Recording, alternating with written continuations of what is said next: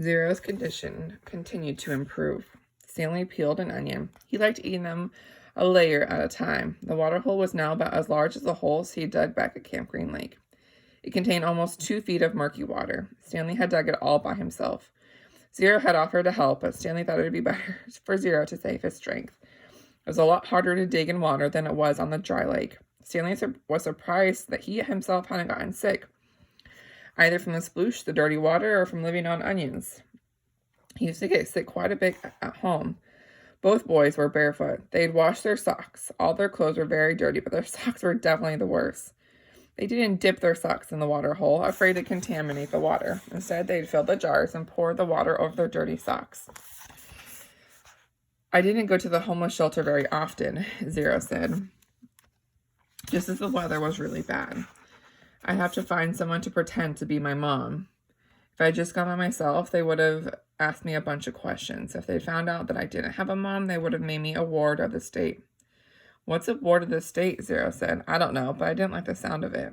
Stanley remembered Mr. Panansky telling the warden that Zero was a ward of the state. He wondered if Zero knew he'd become one. I like sleeping outside, said Zero. I used to pretend I was a Cub Scout. I always wanted to be a Cub Scout. I see them in the park with their blue uniforms. I was never a Cub Scout, said Stanley. I wasn't good at social stuff like that. Kids made fun of me because I was fat.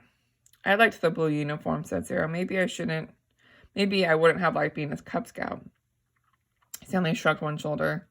My mother was once a Girl Scout, said Zero. I thought you said you didn't have a mother. Everybody has a mother. Well, yeah, I know that. She said she once won a prize for selling the most Girl Scout cookies, said Zero. She was real proud of that. Stanley peeled off another layer of an onion.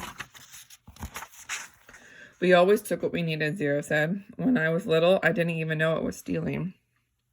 I didn't remember when I found out, but we just took what we needed, never more. So when I saw the shoes on display in the shelter, I just reached into the glass and took them. Clyde Livingston's shoes, said Stanley. I didn't know they were his. I just thought that they were somebody's old shoes. It's better to take someone's old shoes, I thought, than steal a pair of new ones. I didn't know they were famous. There was a sign, but of course I couldn't read it. And the next thing I know, everybody's making this big deal about these shoes being missing. It was kind of funny in a way. The whole place is going crazy. There I was wearing the shoes, and everyone's running around saying, what happened to the shoes? The shoes are gone. I just walked out the door. No one noticed me. When I got outside, I ran around the corner, immediately took off the shoes. I put them on top of a parked car. I remember they smelled really bad. Yeah, those are them, said Stanley. Did they fit you? Pretty much. Stanley remembered being surprised at Clyde Livingston's small shoe size. Stanley's shoes were bigger. Clyde Livingston had small, quick feet. Stanley's were big and slow. I should have just kept them, Zero said. I'd already made it out of the shelter and everything. I ended up getting arrested the next day when I tried to walk out of a shoe store with a new pair of shoes. If I just kept the old sneakers, then neither of us would be here right now. Zero became strong enough to help dig the hole. When he finished, it was over 6 feet deep. They filled the bottom with rocks to help separate the water from the dirt. He was still the best hole digger around. That's the last hole I'm ever going to dig, he declared, throwing down the shovel. Stanley smiled. He wished it were true. He knew they had no choice but eventually return to Camp Green Lake. They couldn't live on onions forever. They had been completely around Big Thumb. It was like a giant sundial. They followed the shade. They were able to see out in all directions. There was no place to go. The mountains were surrounded by desert. Zero stared at Big Thumb. It must have a hole in it, he said, filled with water. You think? Where else would the water be coming from? Zero asked. Water doesn't run uphill. Stanley bit into an onion. It didn't burn his eyes or nose, and in fact, he no longer noticed a particularly strong taste. He remembered when he first carried Zero up the hill, how the air had smelled bitter. It was the smell of thousands of onions growing and rotting and sprouting. Now he didn't smell a thing. How many onions do you think we've eaten? He asked. Zero shrugged. I don't even know how long we've been here. I'd say about a week, said Stanley, and we probably eat about 20 onions a day, so that's 280 onions, said Zero. Stanley smiled. I bet we really stink. 2 nights later, Stanley lay awake staring up at the stars. He had no reason. He was too happy to fall asleep. He knew he had no reason to be happy. He had read or heard somewhere that right before a person freezes to death, that they suddenly feel nice and warm. He wondered if perhaps he was experiencing something like that. It occurred to him that he couldn't remember the last time he felt happiness. It wasn't just being at Camp Green Lake that had made his life miserable, but before that, he'd been unhappy at school, where he had no friends, and bullies like Derek Dunn picked on him. No one liked him, and the truth was, he didn't especially like himself. He liked himself now. He wondered if he was delirious. He looked over at Zero, sleeping near him. Zero's face was lit in the starlight, and there was a flower petal in front of his nose that moved back and forth as he breathed. It reminded Stanley of something out of a cartoon. Zero breathed in, and the petal was drawn up, almost touching his nose. Zero breathed out, and the petal moved toward his chin.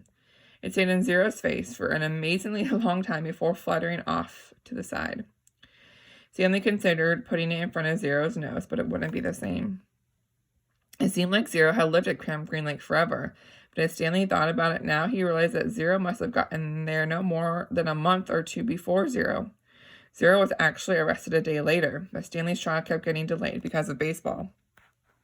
He remembered what Zero had said a few days before. If Zero had just kept the shoes, neither one of them would be here right now. As Stanley stared at the glittering night sky, he thought there's no place he would rather be. He was glad that Zero had put the shoes on the parked car, and glad that they'd fall over the overpass and hit him on the head. When the shoes first fell from the sky, he remembered thinking that destiny had struck him.